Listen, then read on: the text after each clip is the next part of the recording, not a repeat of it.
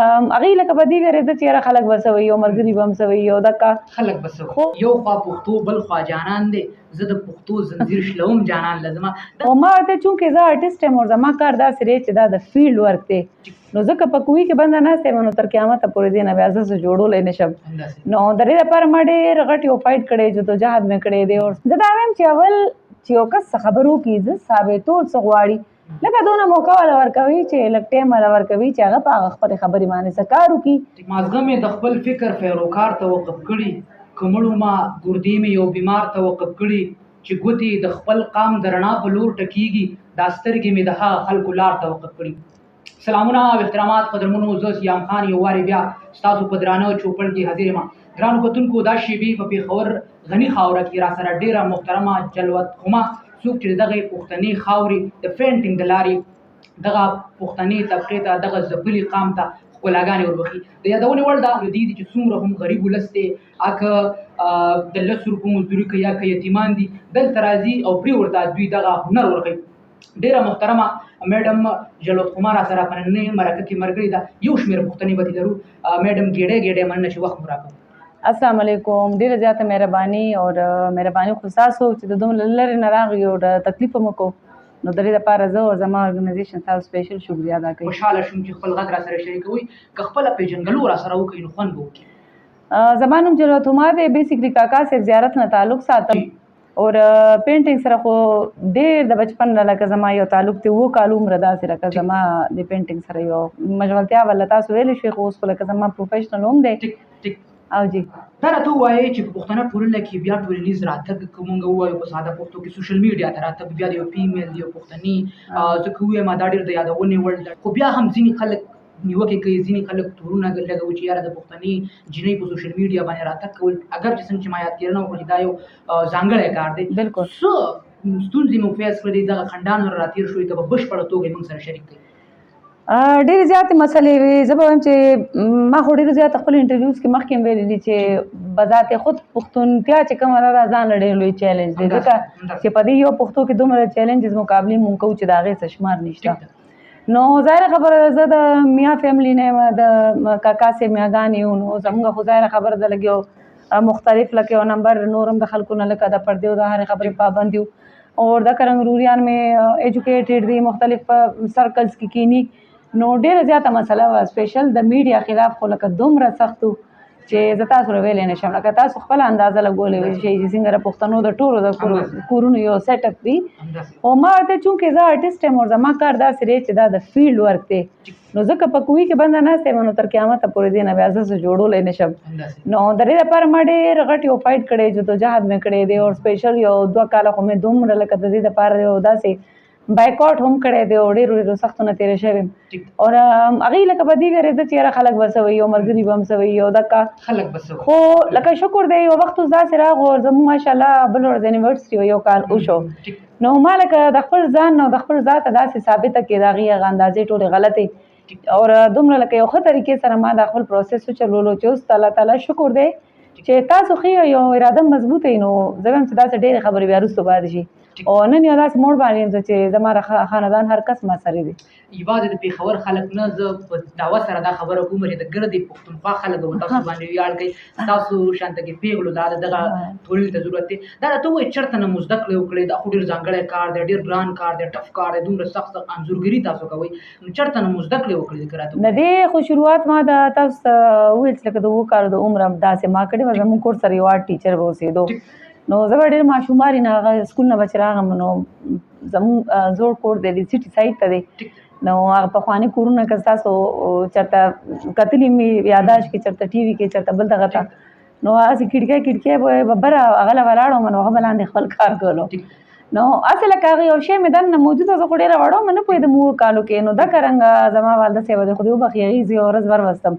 ورته وایي چې دا هغلته درته ګوري نو ښه داره چې دلته در سره کوي. دکه رنګ په پیله ځل د برش سره یو تعلق جوړ شو. نو بس بیا پکې څنګه چې وخت تېرېدو مختلف ځایونه چېرته به چې کورس کولو، چېرته به چې ډیپلوما کولو، خو زه اوس هم یو خبره کوم زده کړه مې ډېره کړې ده، په دې باندې هم ډېره خوشحاله یم، خو زه وایم چې څوم دا یو انټرنلي ستاسو څه وي او هغه تاسو تر خپل هغه یو شی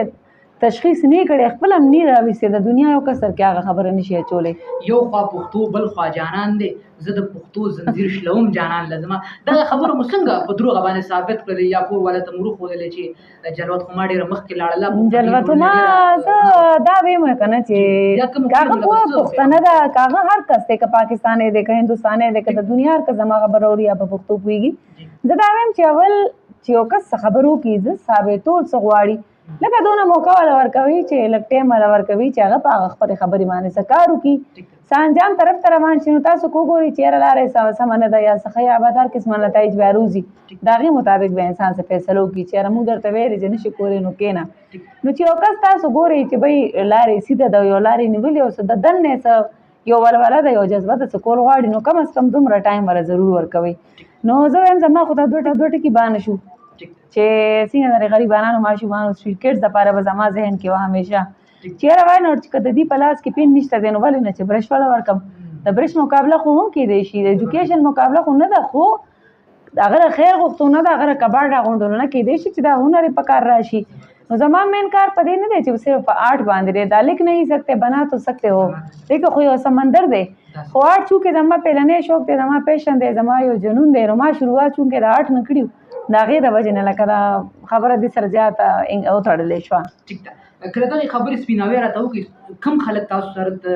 زده کړې کوي تاسو ته هنرونه ورخیستي دغه کوم خلک دی مطلب دا مالدار خلک دی مالدار خو چې پکې کم دي زما ډېر لږ سټوډنټس دي هغې فیس والا دي خو د هغې فیس هم ما ډېر زیات ریزنیبل ښیي ځکه چې آرټ چې باقي تاسو چېرته زده کوئ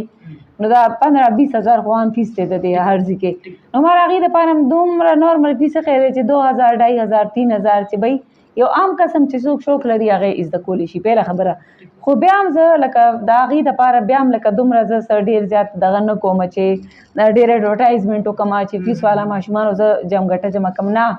ما سره هارډلي 4-5 ماشومان فیس والا دي اور ما سره ماشاءالله یو کم 70 اویا ماشومان سټریټ کډز دي ماشاءالله نو زما پیلنی پریورټي دا ماشومان دي دا راته ووایئ تاسو سره څنګه چې ما وکتل تاسو سره میډمان هم لګېدي دي د هغوی سبقونه ویلي دي دغې له تاسو تنخواګانې ورکوئ که نه فی سبیل الله سره کار کوئ